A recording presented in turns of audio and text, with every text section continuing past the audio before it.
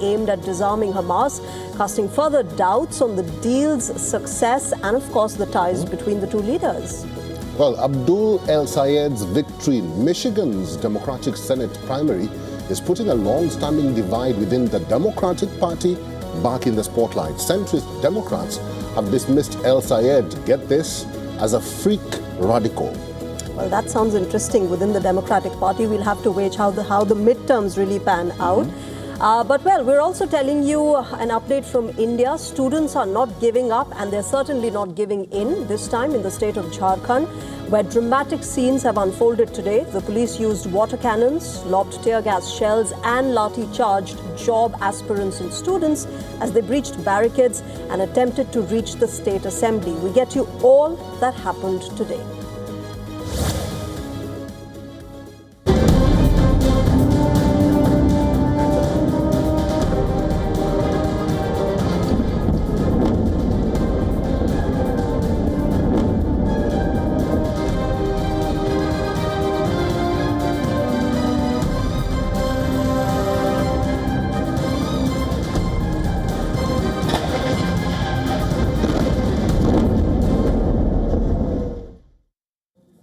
Let's begin by talking about the prospect of peace in Gaza. Israeli Prime Minister is emerging as a key stumbling block in Donald Trump's Gaza peace plan. Since October 7, 2023, the 25-mile-long coastal Palestinian enclave has witnessed violence nearly on a daily basis. That's right. Despite implementation of the ceasefire in October 2025, Israeli forces continue to carry out military attacks in Gaza.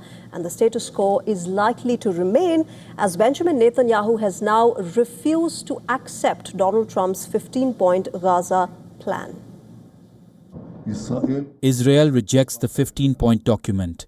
The IDF will not carry out any withdrawal until Hamas is genuinely disarmed. In addition, IDF will continue to thwart threats against our forces and our citizens. The allies in war seem to be divided on peace, not just in Gaza, but also in Iran. Netanyahu has made it clear, with or without an agreement, Iran will not have a nuclear weapon as long as he is prime minister. I greatly appreciate President Trump and great for our friend in the White House. I greatly appreciate the historic partnership with the United States against Iran's attempts to arm itself with nuclear weapons. I want to emphasize that with or without an agreement, as long as I am Prime Minister, Iran will not have nuclear weapons. Now, despite Netanyahu's rejection, the International Stabilization Force, or the ISF, is setting up a base at near Kerem Shalom. The facility is meant to provide logistical support and act as a staging facility for the ISF. In fact, the ISF, remember, is tasked to manage security of Gaza as per agreed upon the ceasefire plan. But there appears to be more to this story. Reports suggest that Netanyahu has privately agreed to give the Gaza plan a chance, even though Bibi has publicly rejected key parts of the proposal at a cabinet meeting. According to Israel's Channel 12 and Axios, Netanyahu spoke last week with Trump's envoy and son-in-law, Jared Kushner. Netanyahu reportedly said he does not believe Hamas would agree to full disarmament, but he was still prepared to give the 15-point plan a chance. He reportedly also agreed to restrict military activities behind the designated yellow line in Gaza. Netanyahu's political survival depends on parliamentary polls scheduled to be held this October. But will he manage to retain power? According to the polls, Trump's Gaza plan is unpopular with Netanyahu's right-wing base, and far-right members of his cabinet have urged him to kill it. Now, polls are projecting that Israel's race to power is too close to call.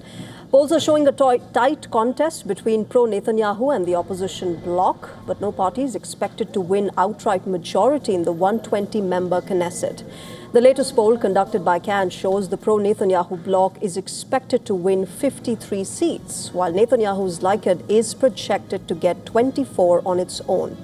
The opposition bloc is expected to win 56 seats, with former IDF chief Gadi Eisenkot securing 23 and the former Israeli Prime Minister Naftali Bennett winning 13 seats. Arab parties are projected to win 11 seats. They could assume the role of the kingmaker if the polls are proven to be accurate. Until recently, Benjamin Netanyahu campaigned on the strength of his relationship with Donald Trump. But now, their political interests seem to be diverging, as American officials are reportedly treating his public rejection of the plan as political posturing.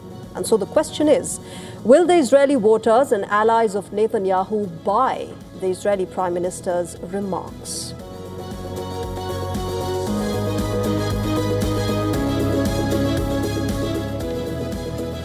Mr. Elijah J. Magnier is a war correspondent and analyst. He is now joining us live on the broadcast from Paris. Mr. Magnier, thank you very much for your time and welcome to the broadcast. Quick question. Do you think this is political posturing by Israeli Prime Minister Benjamin Netanyahu? Thank you for having me. I think Benjamin Netanyahu said it very clearly. He's not going to give anything to Gaza, to Syria, to Lebanon, not even a centimeter. On the contrary, in Gaza, he is expanding. On October 2024, when the ceasefire has been agreed, 2025, the Israeli occupied 53% of Gaza. Today, Benjamin Netanyahu told us that they occupy 70% of Gaza. We see, as you rightly said in the presentation, more than 1,250 Gazans have been killed, 4,000 wounded. The trucks supposed to come in 600 per day. There are less than a third coming in. So all that is really to create a crisis in Gaza and not to give up not only on an inch, but also politically. Gaza is exactly on the way of the Oslo I and Oslo II, 1993, 1995, where the Palestinians were promised a state, and now Gaza is promised an autonomous leadership by Palestinians, but without the Hamas. Nevertheless, this is not the style of Benjamin Netanyahu, in particular while he's facing the elections in October this year. Mr. Magnier, and so I want you to, elaborate on what you think, share with us of how the two leaders are differing in their stances, because they started as a unified force, but now clearly Donald Trump has his own priorities with the midterms approaching. He wants this war to end. Vis-a-vis Benjamin Netanyahu, who wants this to continue so that he can score political points back home. How do you see then this entire, dynamic that's playing out and affecting this war? This is a very intelligent question. In fact, people misunderstand Donald Trump's intention toward Israel. Donald Trump is the biggest supporter of Israel. Nevertheless, he believes Benjamin Netanyahu has become a liability. Therefore, it is in Donald Trump's mentality and politics that Benjamin Netanyahu needs to be removed from power. He said it. And he said Benjamin Netanyahu is not going to be re-elected. And then the Likud party that Benjamin Netanyahu leads said, no, he's going to be running the election and he's going to win. Therefore, everything that the Americans have done is to save Israel's reputation that went into tatters after what happened in Gaza, the genocide, the starvation, the whole world is standing against the Israelis, and in particularly the American new generation, many members of the Congress that are Republican and the majority of the Democrats. Today, as Donald Trump said, Israel doesn't have friends, and his vice president, Vance, said America is the only friend of Israel, and he meant this current administration is the only friend of Israel. Therefore, in Donald Trump's mentality, there is a need to save Israel and to clean its reputation. But Benjamin Netanyahu, the author of all these killings, need to come out. All right. We'll have to wait and see what happens between now and October and also November in the United States. Yeah. But Mr. Elijah J. Magnier, who's a war correspondent and also analyst, thank you very much for your time and for talking to us today. It's a pleasure. Thank you for inviting me. All right, let's move on and shift our focus now to the other war, Eric, that's been happening, and that is the West Asian war. What is Donald Trump's end game in Iran? The question has been asked several times in the last 5 months. Now, one aspect that has remained consistent in statements from United States, and that is the demand of a non-nuclear Iran or a denuclearized Iran. But now, the stance of the American President Donald Trump appears to have softened. Well, in the latest interview to Axios, the president says he's looking to crumble Iran economically. The US president says he's playing chess with Iran, indicating that he is going for the long game.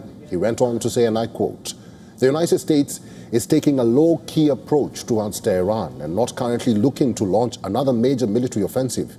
He also said that the United States was only semi-negotiating, let me emphasize that, with Iran, while watching its economy deteriorate. On Sunday, Donald Trump shared a post on his social media platform Truth Social as well, in which he shared a graph which depicts Iranian currency's forex rate declining further as compared to the US dollar. Trump shared this graphic with a quote, 51 years of bad behavior. But here's the catch. A report by Wall Street Journal claims that Trump is contemplating an end to the war with Iran without a formal, comprehensive nuclear deal. But this is reportedly on the condition if Iran agrees to reopen the Strait of Hormuz. Now, the report signals a stark shift from the public statements that the US president has made in the past few months. Statements with respect to Iran's enriched uranium, its nuclear capacity, and the maritime route of the Strait of Hormuz, especially the claim of an American-imposed blockade on the maritime passage. While there is no official statement from Washington, D.C. on this shift in position, there's a ticking clock that appears to be on Trump's mind, and that is the midterm election in November. We just spoke about it. The midterms will be held in less than 3 months, and the US president is reportedly looking for a way to declare victory in its war with Iran, the same war which was supposed to be over in 4 to 6 weeks, but instead has become a critical reason behind Donald Trump's declining popularity in recent months back at home. Trump's entire presidential campaign, remember, rested on battling cost of living crisis, strengthening the American economy, and ensuring that America does not get embroiled in any more wars. Now, more than a year and a half since he took oath, the reverse has been unfolding in real time. Gas prices have emerged as the biggest headache for the American president. Prices have climbed above $4 a gallon, putting fresh pressure on the administration. The national average is around $4.1, compared with about $3.15 a year ago. The increase comes as the Iran war in a stalemate disrupts oil supplies and keeps the Strait of Hormuz effectively closed. Iran, on its part, has set a high price for reopening the waterway. Iran's top security official has laid out 6 conditions, while the country continues its negotiations with Oman with respect to the management of the critical shipping route. They include an end to U.S. military action and threats against Iran, the withdrawal of U.S. forces from around the country, the lifting of the naval blockade and sanctions, compensation for war damage, and the release of frozen Iranian assets.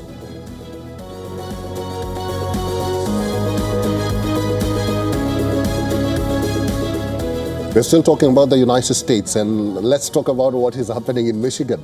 Absolutely. From international, let's get into domestic politics and domestic battles that are playing out.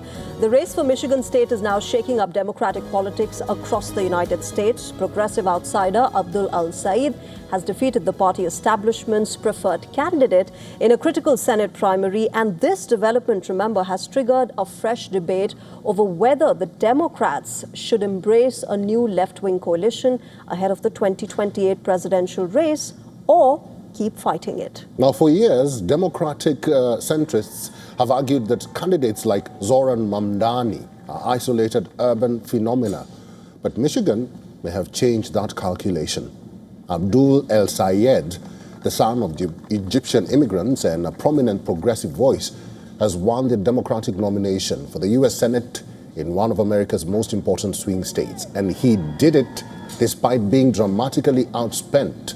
His opponent, Representative Haley Stevens, benefited from more than $60 million in outside spending, including substantial backing from groups linked to AIPAC, Chevron, and Philip Morris. El Sayed's victory has become more than a local political upset. Supporters see it as a revolt against corporate influence and special interest money that many voters believe dominates American politics. One of the sharpest clashes in the campaign was over Israel and U.S. funding. While Stevens emphasized traditional Democratic talking points about Israel's security, El Sayed framed the issue differently. His victory has also exposed a growing civil war inside the Democratic Party, centrist groups. Third Way has already raised millions of dollars to push back against Democratic Socialist candidates, warning that a progressive presidential nominee in 2028 could be crushed by Republicans. Now, critics argue that Democrats are repeating a familiar mistake, that is, fearing progressive candidates more than they fear losing to Donald Trump. In fact, Trump himself has already attacked politicians like Al Sayed as dangerous radicals who would bring what he calls death, squalor, and poverty. Now, the challenge for Al Sayed is whether he can expand beyond the progressive base and build a coalition that is capable of winning statewide in November this year.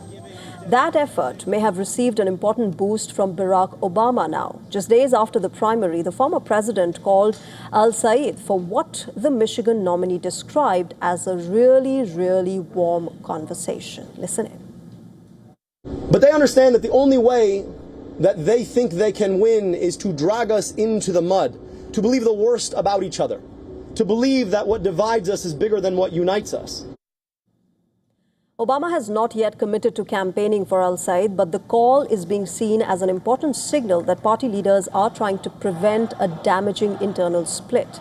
Remember, for the Democrats, the Michigan race has become a test case. Can a new generation of outsider progressives build the broad coalition that is needed to win battleground states?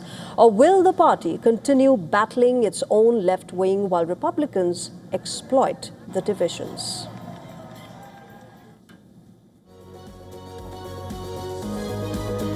Well, I think the debate is very wide because there is now centrist and socialist Democrats, and I don't think the world knew that.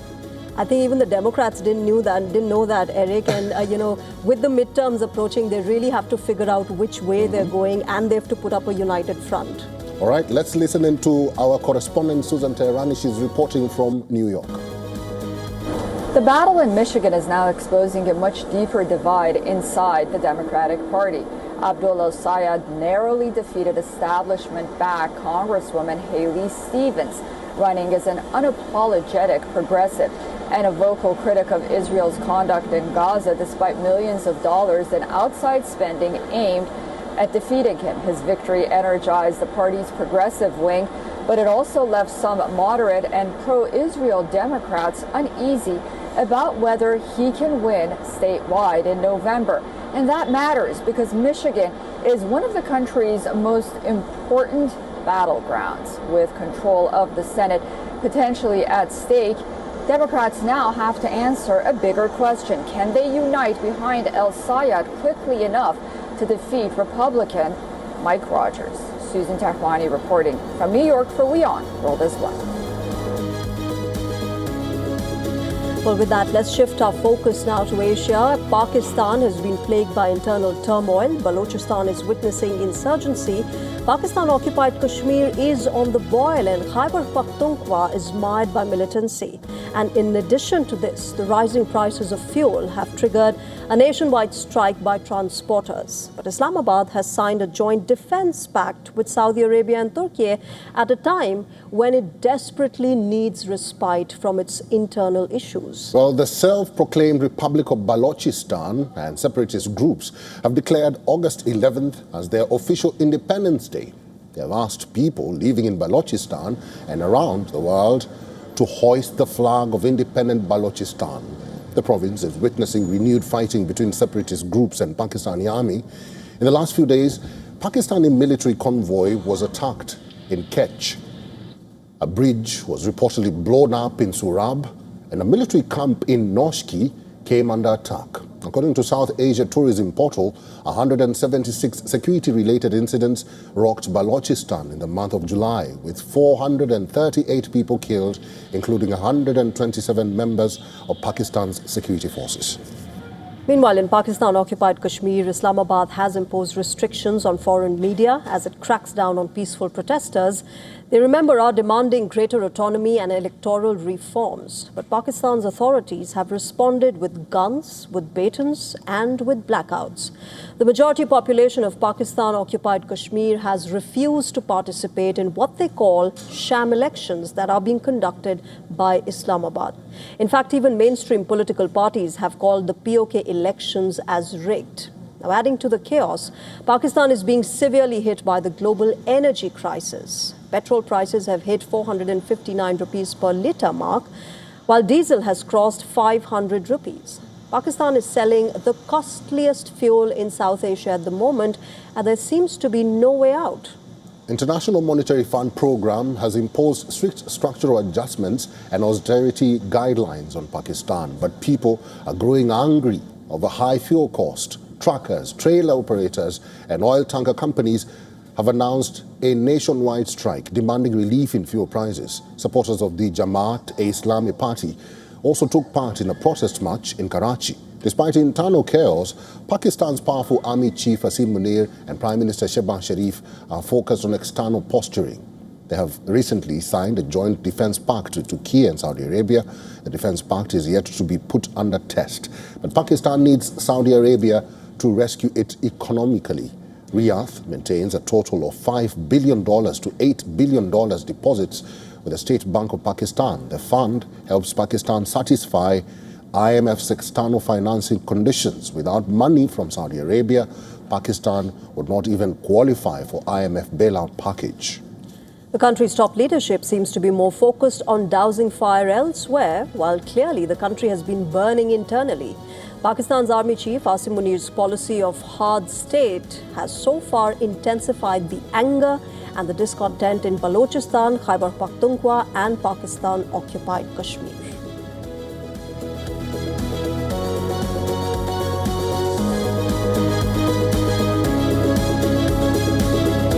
Thank you for staying with us. You are watching Race to Power on WION World is One. Time now for a break. After the break, we tell you about the intensifying students' protests in India's Jharkhand and the scenes that continue to emerge as night falls. And another day of protests and sloganeering in the Indian Parliament as the opposition parties stay firm on their demand for answers from the Union Home Minister Amit Shah on the police action against protesters at Jantar Mantar.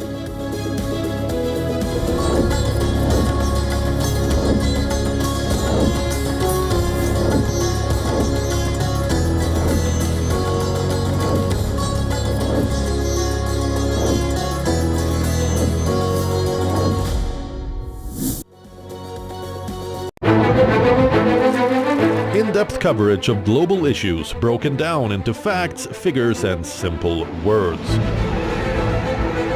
Backed with analysis from field experts who truly matter, because we believe in decoding the real picture for you. So you get a much wider and deeper understanding of stories from around the world, a 360-degree analysis. An award-winning documentary series, week after week creating the maximum impact. Watch WION Wide Angle at these times on WION World is One. From the bustling trading floors of Wall Street to the vibrant exchanges of Asian stock markets, WION breaks it down for you to make sense of what's happening, as we reveal the key factors behind events, strategic battles, and the game-changing business decisions that shape the world. We bring you all of this and more on World Business Watch. WION, India's global voice, the channel that brings you the biggest stories from across the world through India's lens.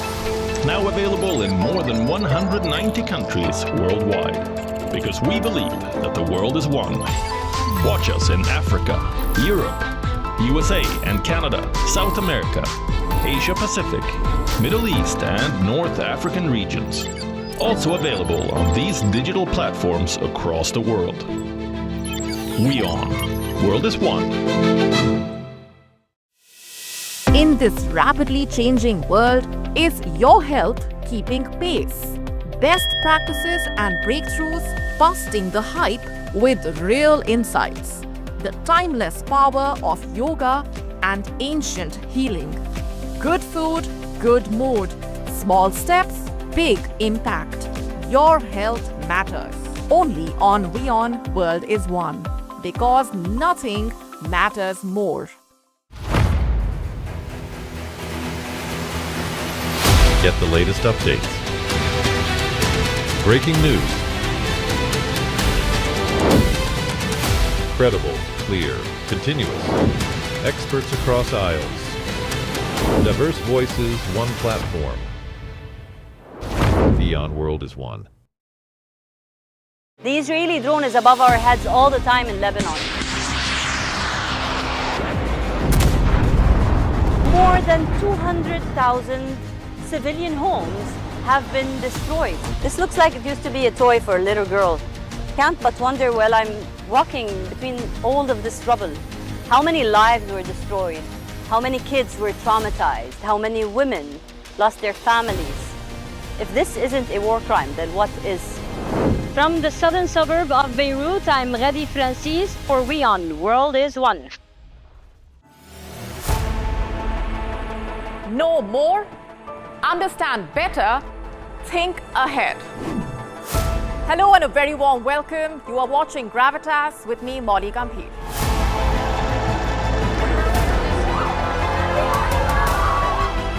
Get the facts, not the bombast. On the 26th of March, dynamic pricing, Baloch separatists, Gravitas cuts out the clutter. Gravitas keeps calm when others scream. Gravitas brings news to life.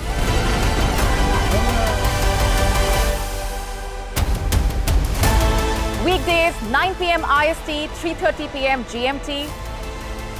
Gravitas. Seeing is believing.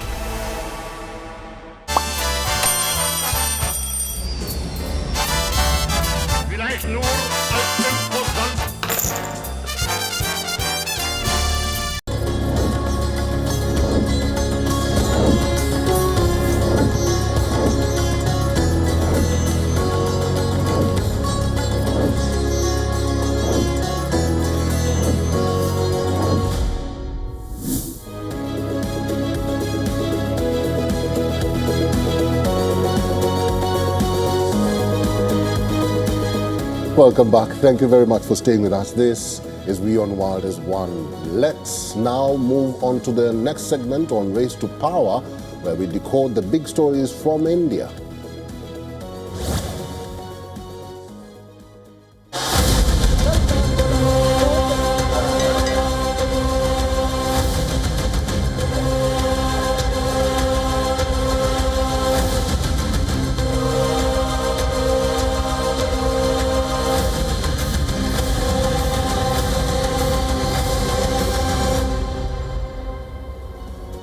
Dramatic scenes unfolded in the Indian state of Jharkhand today as the massive student protests entered their third week. As demonstrations against alleged irregularities and exam fraud escalate, the police and security forces beefed up the security perimeter today around the Jharkhand assembly. The streets were filled with protesters who came out with the tricolour and placards, who led the Vidhan Sabha Gerao, or Surround the State Assembly March. The protesters, which include students and job aspirants, faced water cannons while trying to march towards the State Assembly. The planned march overlapped with the State Chief Minister Hemant Soren's birthday.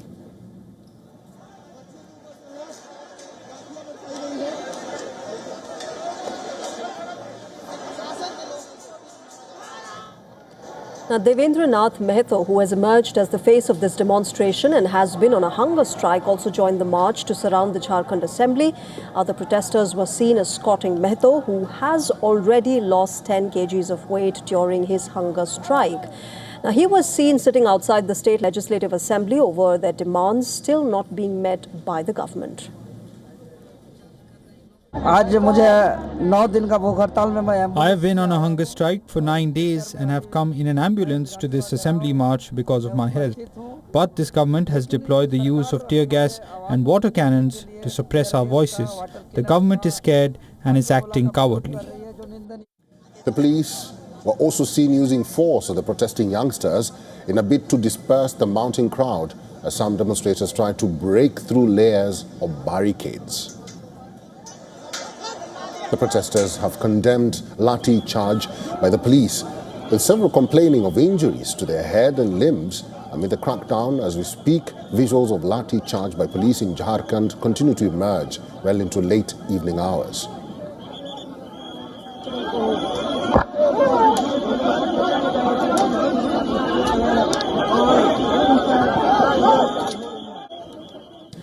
Congress leader Rahul Gandhi has condemned the lathi charge on the protesters in Jharkhand. Remember, the Congress party is a key alliance partner with the Jharkhand Mukti Morcha, or the JMM, the party whose leader, Hemant Soren, is the state's chief minister.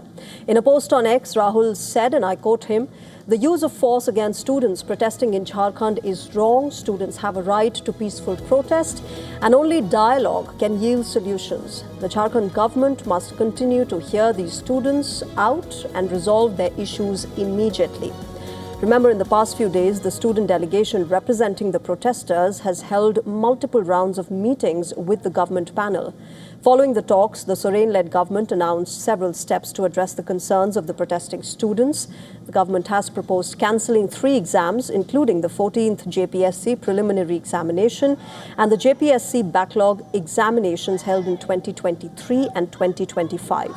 Even though most of the demands of the protesters were accepted by the Soren government, the CBI investigation into the matter remains the key bone of contention. Meanwhile, the Jharkhand CID has arrested former JPSC chairperson L. Kyangte in connection with alleged irregularities in recruitment exams. Kyangte's arrest comes amid the JPSC-JSSC aspirants' protest in Ranchi.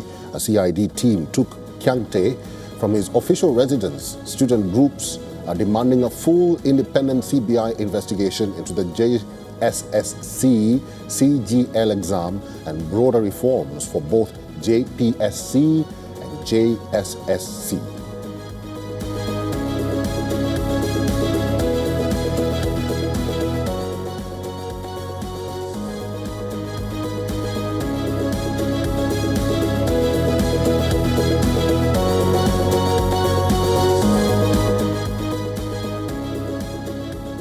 All right, let me welcome our guests on the show tonight. Mr. R.K. Upadhyay joins us. He's a senior journalist joining us live on the broadcast from Bengaluru. Mr. Upadhyay, good evening. Welcome to WION.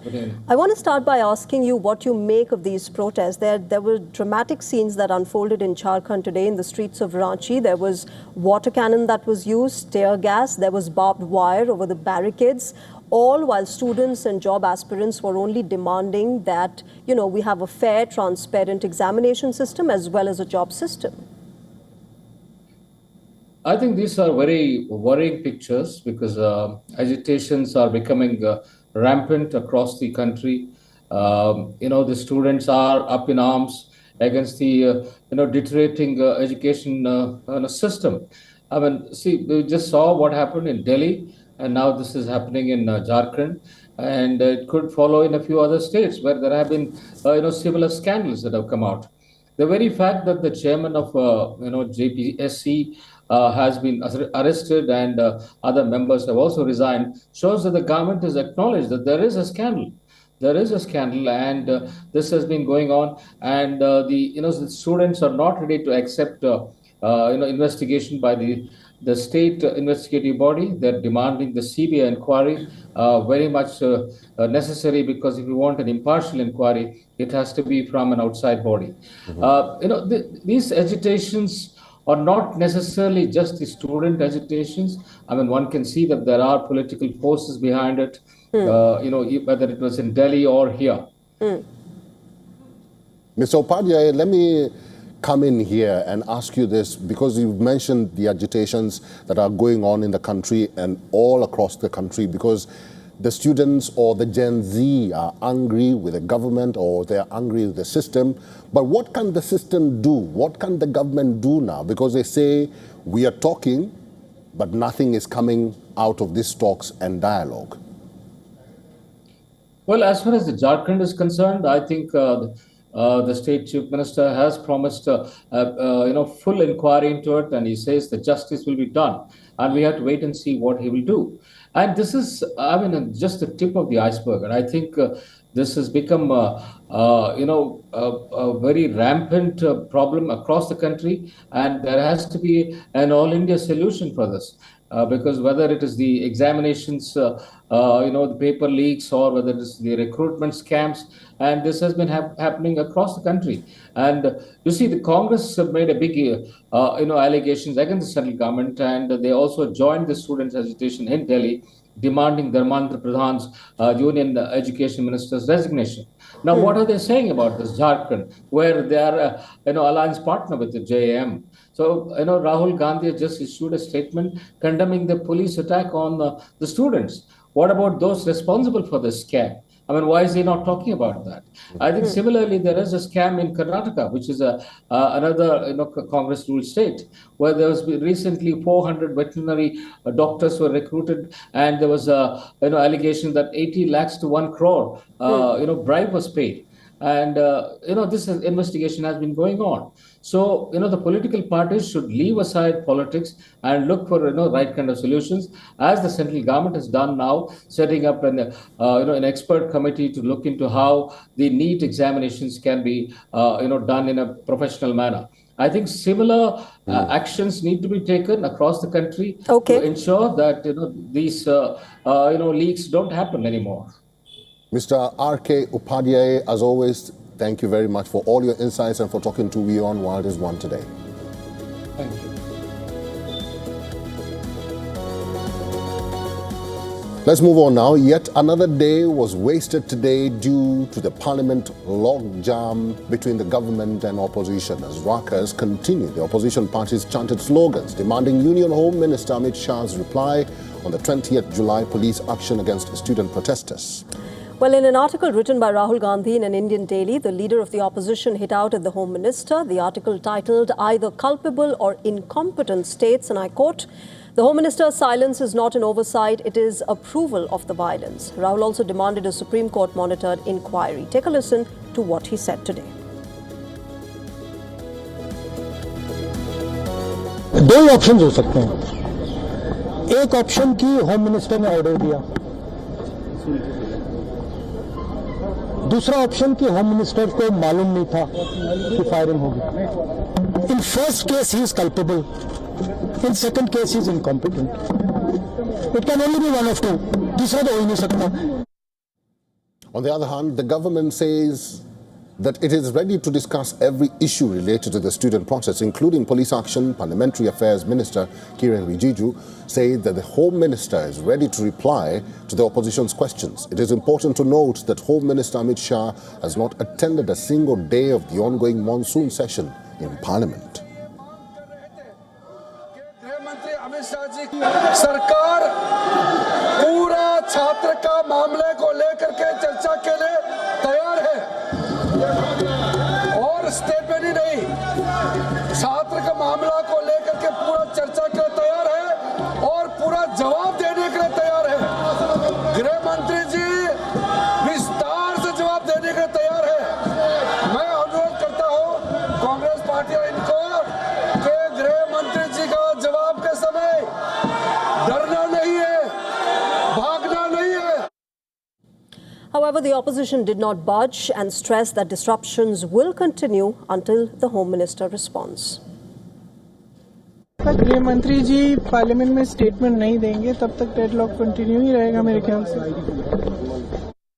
Meanwhile, the log jam over the delimitation and women's quota bills continues. Last week, a war of words had broken out between the Congress and the BJP after Rahul Gandhi said that no country can be successful if its women do not express themselves. Parliamentary Affairs Minister Rijiju retorted that this is a visible change of heart and expressed hope that the opposition will support the proposed legislation. Hitting back, Rahul questioned the government over what he called as blocking the implementation of the Women's Reservation Bill. He then called for the implementation of the 2023 law without conditions. Rijiju then said that the Congress leader knows very well that the reservation of seats for women in the Lok Sabha and Legislative Assembly of the state is provided in the Constitution 106th Amendment Act of 2023. Meanwhile, as far as business is concerned, two bills were passed today. The Tribunals Reforms Bill of 2026 was passed in the Lok Sabha. Amid sloganeering by the opposition MPs, the upper house of the Rajya Sabha passed the Bankers' Books Evidence Bill through a voice vote.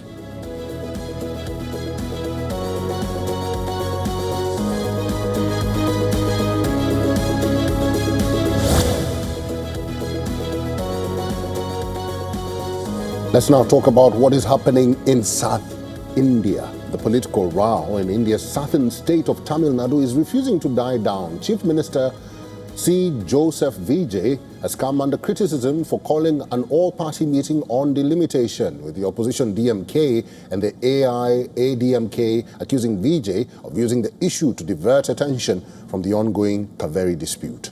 Well, Vijay's TVK government is also slated to pass a resolution in the Assembly, formally registering its objection to delimitation in the state. The move comes just days after Tamil Nadu Chief Minister convened an all-party meeting on the issue. However, on Saturday last, only 37 out of the 57 MPs from the state attended the meeting.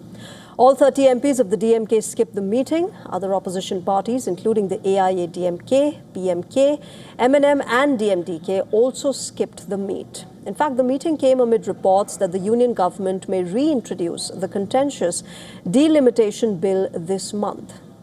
Speaking to the press, DMK leader Kanimoji called Vijay's all-party meeting a drama intended to divert public attention from the Kaveri issue. The DMK leader reiterated her party's demand for an all-party meeting on the Mekedatu Dam issue, a demand which was rejected by Chief Minister Vijay last week. Kanimoji also said that the DMK's stance on a fair delimitation remains steadfast. However, the Congress party hit out at the DMK over its stance on delimitation. Speaking at the anti-delimitation march in Chennai, B. Manikam Tagore called the delimitation exercise a fraud. He also took a dig at DMK support for a fair delimitation, saying that is a scam.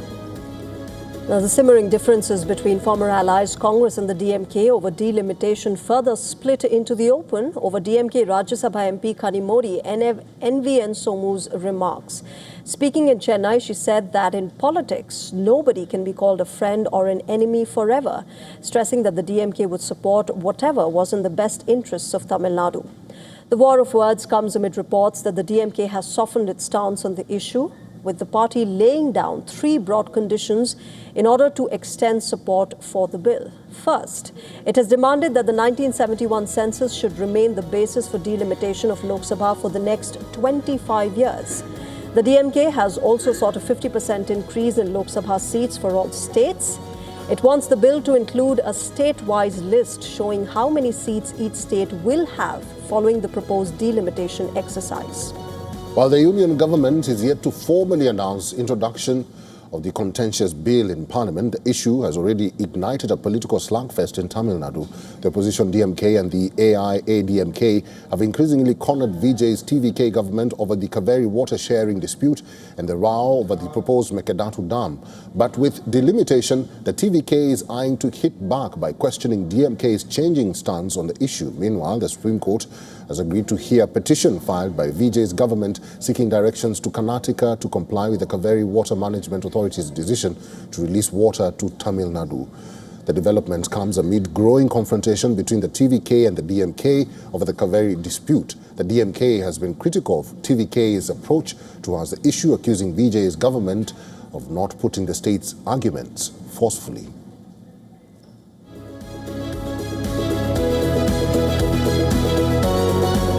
right, let's shift our focus now to Kerala, where a political war has erupted in the southern state, where right-wing political commentator T.G. Mohandas has been taken into police custody.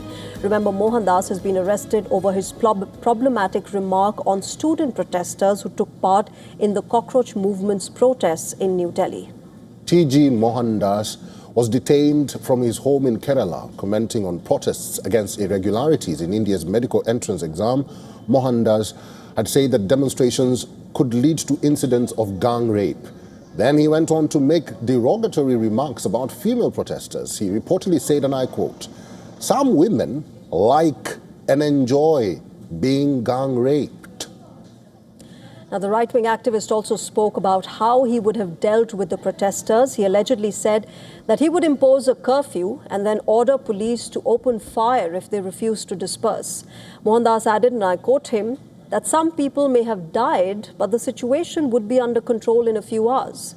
The remarks triggered a political backlash in the state. The Rashtriya Swayamsevak Sangh, or the RSS, has distanced itself from Mohandas and clarified that he is not an RSS functionary. The state BJP president Rajiv Chandrasekhar questioned his arrest. However, he said that if the statements attributed to him are true, the Bharatiya Janata Party completely disagrees with him. Meanwhile, the Communist Party of India has taken a strong stance.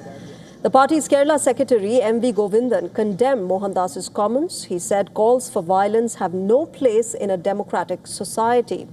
The case, remember, against Mohandas was registered on the 29th of July and it is being investigated by Kerala's cyber police. The police team has collected information about his YouTube account and seized digital equipment allegedly used to create and upload the video.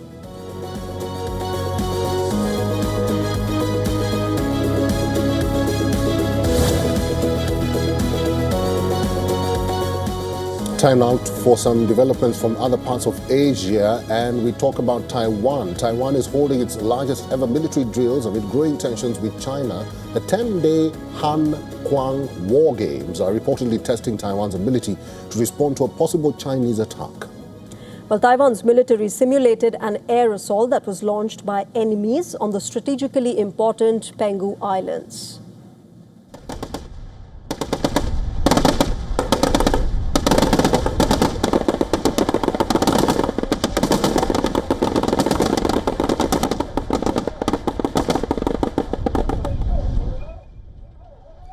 The drills are also testing Taiwan's ability to operate under wartime conditions. According to Taiwan military, the troops were trying to form a multi-layered defense against a simulated enemy attempting a rapid coastal landing. The location chosen for the drill is strategically significant. Taiwanese strategists Penghu Islands as a possible first target for Beijing. Remember, Penghu is closer to the main island of Taiwan than to China, and Taiwan believes that China could try to seize Penghu and use it as a base to launch missile and drone attacks on Taiwan. Taiwan throttles mobile internet for first time during annual war games. Taiwan slowed the mobile internet in a large swathe of the central part of the island for the first time during annual war games, simulating communication disruption in the event of a Chinese attack or natural disaster. Democratically governed Taiwan, which China claims as its own territory, has long lived with the threat of a Chinese invasion and holds air raid drills along with its war games every year, clearing people from the streets for 30 minutes. During the internet throttling drill, only the basic mobile phone services worked, though other functions including ATMs, traffic signals, landlines and fixed internet services were not affected. Air raid sirens rang out in Taichung and people cleared the streets as the government sent simultaneous text messages in Chinese and English telling mobile phone users of simulated air attacks on communication infrastructure.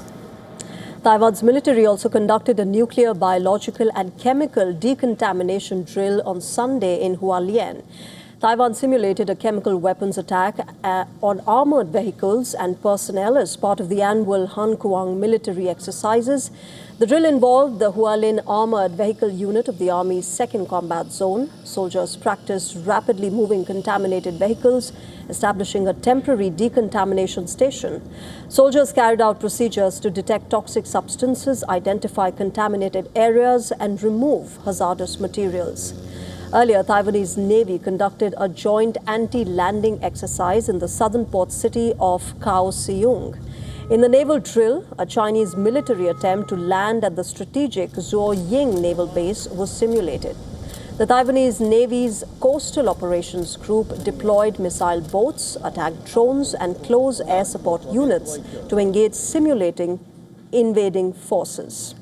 Meanwhile, Air Force conducted an emergency fighter jet scramble drill at Hsinchu Air Base. The exercise featured ground crews rapidly loading air-to-air missiles onto Mirage 2000 fighter jets.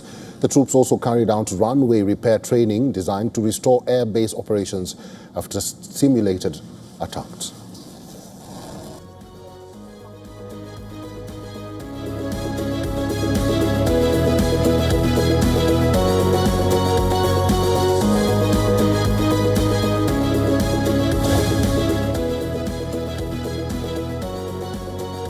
Today on The Verdict, we're addressing the Jharkhand government, or the so-called system. It's time to listen, change, and implement your promises, because these protests by students or the Gen Z is not about agitation and rebellion. It's about showing you, the people in power, the problem. In this case, the scam, the fault line, the bridge that needs fixing now, not later, and definitely not during the election. The Gen Z are in an emergency. They have foreseen how big of a problem they're addressing could be for their younger brothers, sisters, cousins, relatives, known as the Gen Alpha. That's why they're brushing everything off when politicians try to quell their anger by using their hip expressions. They don't get it, and they will not get it. To them, talk is cheap. They need action. Once the system acknowledges these grievances, noises, chants, the messaging on the placards, the emotional pleas, the feeble faces that have sacrificed their souls in endless hunger strikes, it means someone is listening. That's all they want. Nothing more, nothing less. Even though actions may take time to actuate, it is imperative that the work starts now. And please stop making promises that you know may be broken or never achieved at all. Because this generation doesn't take their hearts being broken lightly. And to the police, your job is to protect and serve, not maim and hurt. There's a constitutional provision that gives everyone the right to picket. Students are not breaking the law by peaceful protesting. You are breaking the law instead by provoking, baton charging them and horsing them. Think of them as your sons and daughters. Serve and protect them. And to the students, act responsibly. Be aware and aware of your surroundings, of any miscreants elements sipping through and even pretending to champion your cause. Make the police's work and yours easier. Well, Eric, that is a verdict that needs to be heard by the students, of course, and the police. And this is, I think, how Gen Z does the heart symbol. So all love for the Gen Z who's protesting on the streets, all love for the politicians as well for trying to vibe with Gen Z. But reforms are needed and changes are needed, and I hope they do it with love. With that, it's a wrap on Race to Power. Thanks very much for joining us tonight. Bye-bye. Namaskar. Thank you.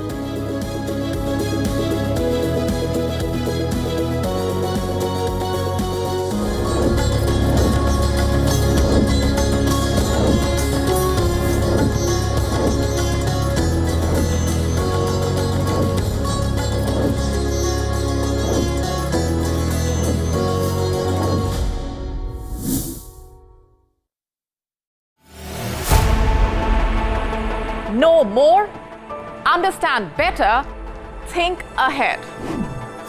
Hello and a very warm welcome. You are watching Gravitas.